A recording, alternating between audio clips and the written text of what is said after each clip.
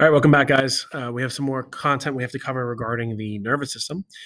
Today, we're going to be talking about multiple sclerosis and also a little bit more about neurotransmitters that we need to be aware of for this unit. So let's start off talking about MS. MS is a very serious neurological condition. There's other neurological conditions that we're going to learn more about when we do nervous system part two.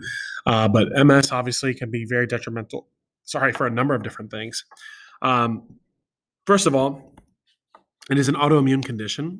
So remember, autoimmune means that it affects your own body. It affects your own tissue. So that is obviously something that can be very harmful. We talked about HIV, rheumatoid arthritis. So there's a number of different things that fall into that category. What ends up happening is that the myelin sheath gets destroyed. It's reduced to these lesions, as we're called. Here we see what a normal neuron should look like with its myelin sheath. Here we see what a myelin sheath looks like after MS. You're left with these scleroses, hence the name. To me, it looks like an immune cell just like took a bite out of this and left chunks, just a bunch of chunks. Now, why is that a problem?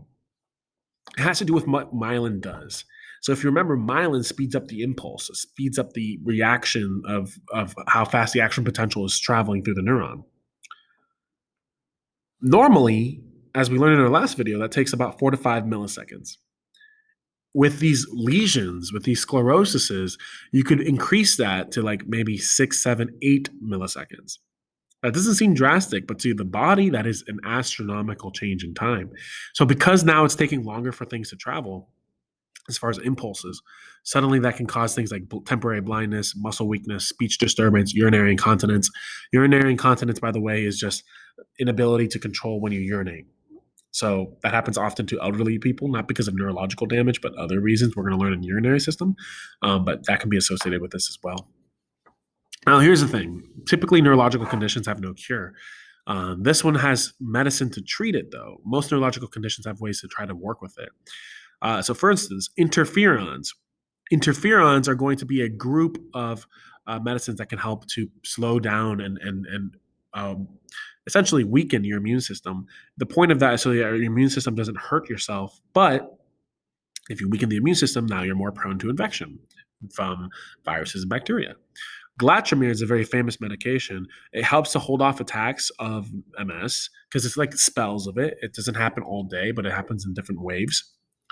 The problem is with glatramine is that it's notorious for causing drastic mood shifts and can lead to depression.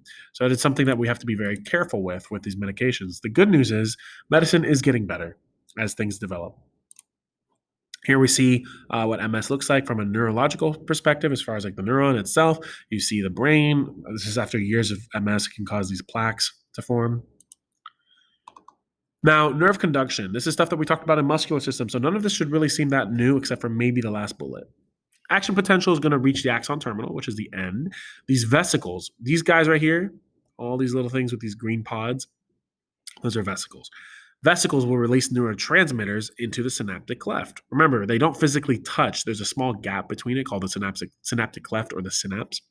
Neurotransmitters will diffuse across the synapse and then bind to the next cell. That's what we see here. This is the end of one neuron, and then this is the beginning of the next neuron. It doesn't have to be another neuron. It can be literally any other cell, but it's just communicating with the next cell. This transmission of a nervous impulse, so the action potential stuff that we covered on Friday, all the way through the neurotransmitters, is called an electrochemical event.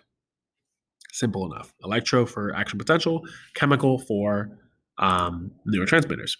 Speaking of neurotransmitters, simply put, can you identify that it's a chemical messenger? There are more than 50. You don't need to learn all 50. That's not necessary. There's a couple different types of them. We have what's called excitatory and inhibitory. Excitatory neurotransmitters cause depolarization, so they actually cause an action potential to occur. Inhibitory neurotransmitters reduce the ability to cause action potential. You need a balance of these, right? That's important. There's a number of different ones that exist. There are 5 that we're going to learn in total. I'm not expecting you to learn like a Venn diagram like this, but overall, it's just trying to get the point across that most of our neurotransmitters have many different jobs. They have many different jobs. So speaking of, let's actually talk about neurotransmitters. There are 5 we need to know.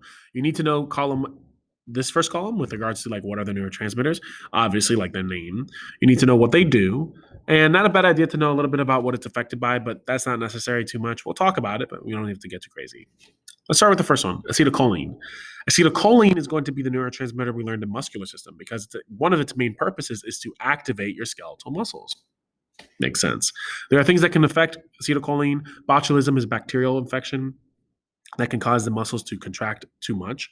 Curare is a particular plant that can become a paralytic if you consume too much of it. So that could kill you because literally you need your muscles to breathe.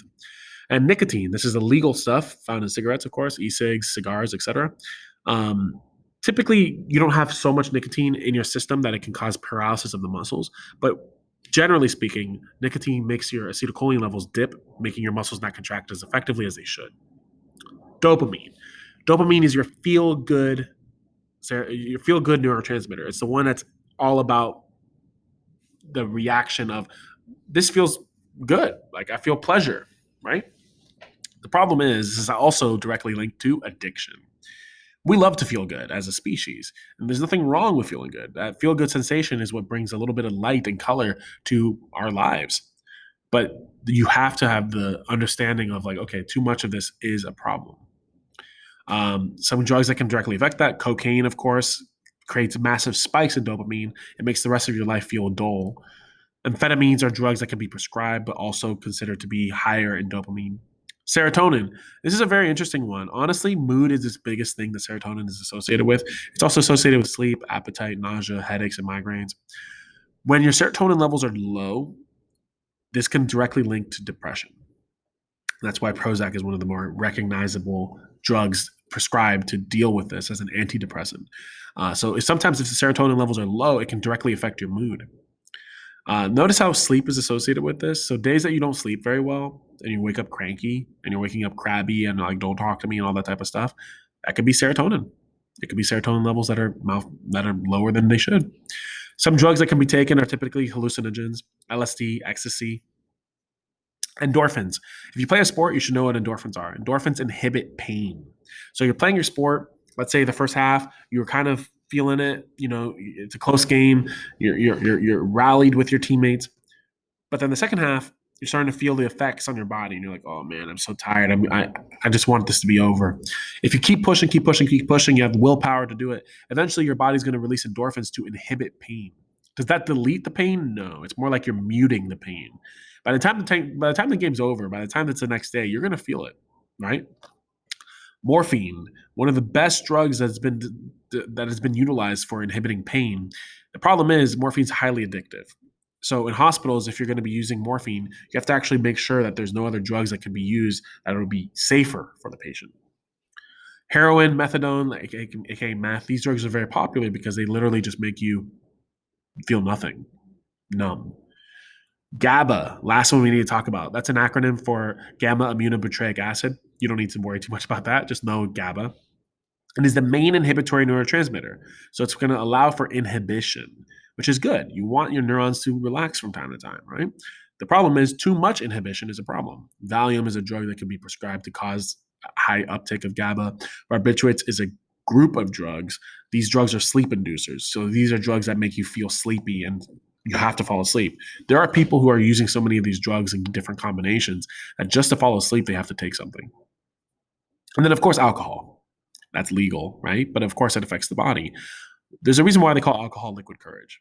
It's because if you think about what it does, it increases GABA. As you increase GABA, your neurons stop firing as effectively. So that causes your brain to not be able to process as fast as it should.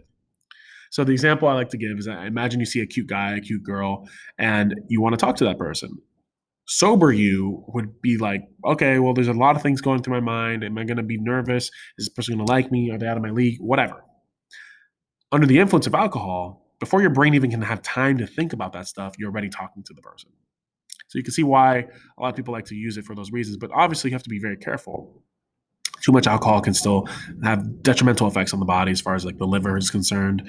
Obviously, can lead to addiction, and then on top of that, driving under the influence, one of the worst things you could be doing because while you're driving the 2-ton vehicle, your processing ability is slowing down.